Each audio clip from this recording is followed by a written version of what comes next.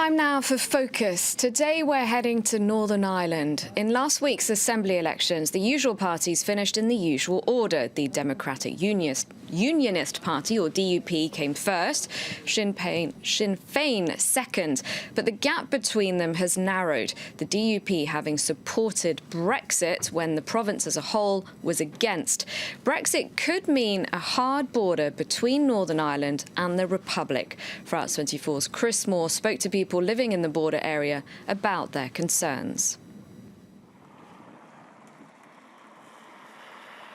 Pip the dog goes on a brief excursion to the Republic of Ireland and returns to the United Kingdom just as easily. This dog, he had no licence to cross the border, so he'll have to go to jail now. He's an illegal immigrant. We're now going to have to get a pass for our dogs to go from north to south. How crazy is that? Farmer and campaigner John Sheridan has lived all his life where Northern Ireland meets the Republic. He remembers the height of the Troubles, a time of checkpoints, customs controls and violence. After those bombs, very, very heavy security that left the road impassable altogether. With the Northern Ireland peace process, the border all but disappeared. It works very well. In fact, it works 100%. Because it doesn't exist? Because it doesn't exist, exactly.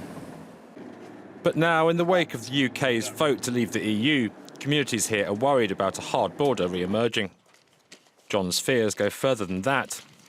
He built his family's sheep and cattle farms on European subsidies and fears Brexit will leave him at the mercy of less expensive overseas competitors. Pip, come in here. Britain always had, historically, they had a cheap food policy, and that's what they will do again.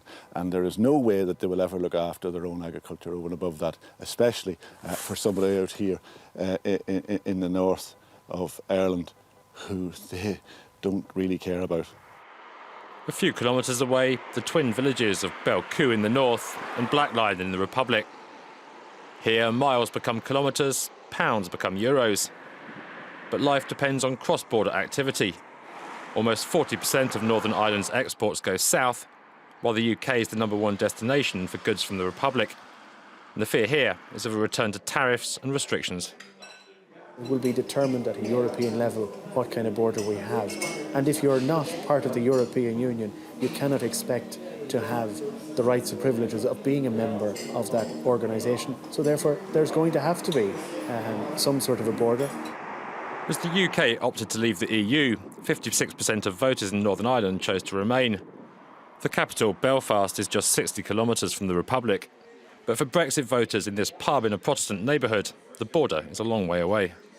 Brexit is good for Northern Ireland because that will stop the influx of immigrants and leave Northern Ireland to rule itself as part of the United Kingdom. There's too much money being spent and put into other countries whenever we really need money put into our own country.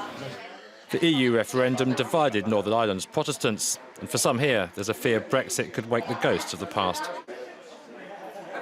I wanted to remain in Europe, so Brexit doesn't. I think the country's going to come to a shambles. For starters, I was in the army for 26 years and I know what it was like. If we're going to go back to them days, it's going to be awful here. Around 3,500 lives were lost in the 3 decades of sectarian conflict that ended in the 1990s. But the scars remain visible across Belfast. Kilometres of wall separate Protestant and Catholic neighbourhoods. Murals attest to the depth of feeling. And the city's littered with emotive locations, like the Divis Tower on Falls Road. The British Army then took over control as a military base on top of Divis Tower from August 1969 until July 2005.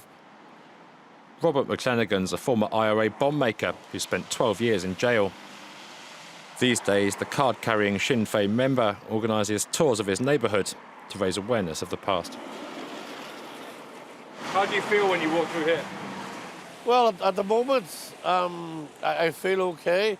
It used to be a time of great danger because there was a possibility of being assassinated or being killed just because of your religion, because you've stepped from one community into another community thankfully and hopefully those days are over. Northern Ireland's Catholics voted overwhelmingly to remain in the EU. Many fear Brexit will mark a return to the bad old days on the border. The reality is no one knows for sure, but if a hard Brexit happens and we end up with a hard border, there's a possibility of the reintroduction of armed British soldiers to patrol what is a 300-mile border. Few people here talk of the re-emergence of large-scale violence, but the tensions over Brexit prove that the past in Northern Ireland is never far away.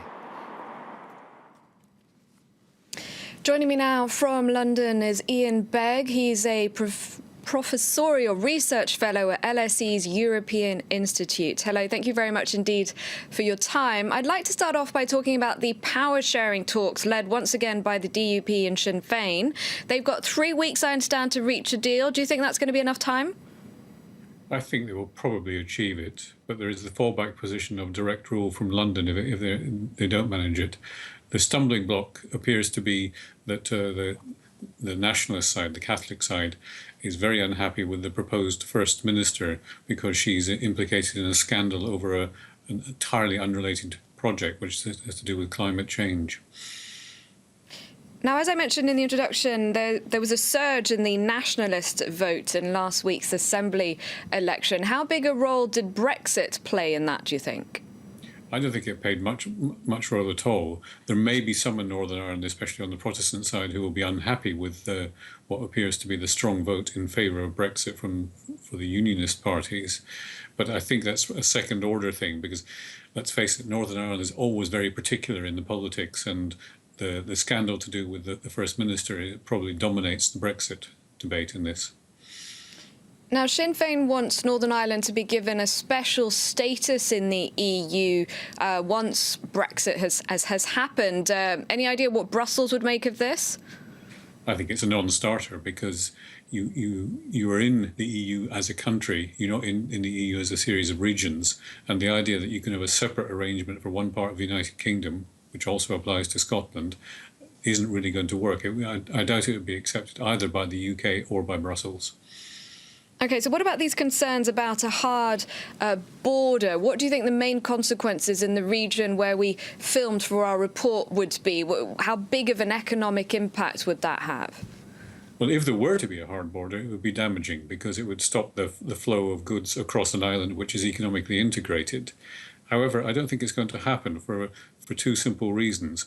One is that there is a strong commitment politically from both the Irish Prime Minister and the British Prime Minister to maintain the open border because of the historical context. And the second is that even today, Ireland and the United Kingdom form part of a travel area. Ireland is not in Schengen. Therefore, the necessity of a hard border can be circumvented by using imaginative information technology techniques to substitute for customs posts. That seems to be the direction they want to go in. All right, let's talk about the cost of Brexit now. How much could it be, and what happens if the government refuses to pay? Because I understand it could be tens of billions of euros, the bill. Well, Michel Barnier, negotiating on behalf of the European Commission, has let slip through briefings that it could be 60 billion euros. The British government says, don't be ridiculous, it's going to be nothing like that amount. And last weekend, the House of Lords published a report in which it said there is no legal obligation on Britain to pay. So there's plenty of room for negotiation and compromise. I think what will happen is that Britain will honour the commitments that it agrees to, but they'll be far lower than the 60 billion euro figure that's being floated by Brussels. This is negotiation. Starting positions are always extreme. The final position will be much more reasonable. All right, Ian Begg from LSE's European Institute, thank you very much indeed for joining us on today's Focus. And thank you for watching.